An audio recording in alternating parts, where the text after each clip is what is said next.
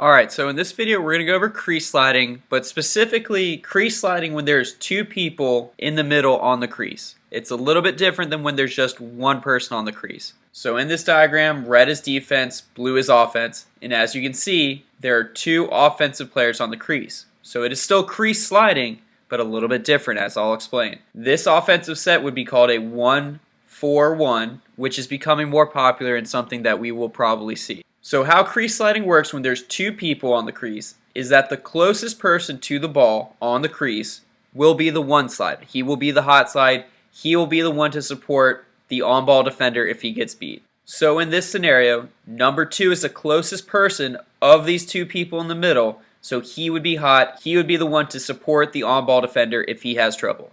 The 2 slide would come from the other guy in the middle, the guy that is furthest of the two people away from the on-ball guy. So in this scenario, number 3 would be the 2 slide. And this is a tough assignment because he basically has to split both these guys inside. And obviously that's a 1v2 and that can get kind of dicey sometimes. But it is his responsibility to at least cover number 2's guy in the event that he has to slide and also kind of watch his guy at the same time.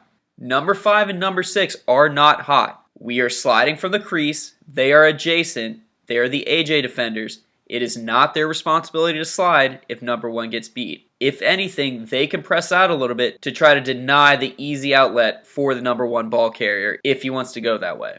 Number 4 here, he's technically kind of the number 3 slide, but he is also the support on the inside. In this current positioning, he is way too pressed out. He does not need to be standing on his guy. He really needs to help number 3 in the event that number 2 goes, because number 3 will be all by himself inside, and that's not a good scenario for anyone. So he would need to hedge in and support and back up number 3 to the best of his ability. So right here, he's going to come inside. He's going to sit about right there. We can let that guy kind of sit open because that would require a skip pass, and with all these defenders inside, that's an even harder skip pass with all their sticks up in the air trying to deflect or intercept passes that way. So in the scenario that number 1 gets beat, number 2 is the hot slide. He is the first one to go to stop the ball carrier. Number 3 is responsible for both guys, but his primary responsibility is to take away the easiest outlet, which would be number 2 offensive player here. Number 4 will also crash inside to try to help number 3 to the best that he can.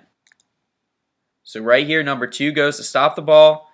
Number 3 is hedging a little bit onto number 2 because he's the most threatening guy as he is closest to the ball. And number 4 is kind of taking number 3's guy and just trying to clog up the middle the best that he can, so that number 3 is not trying to split 2 guys in the middle.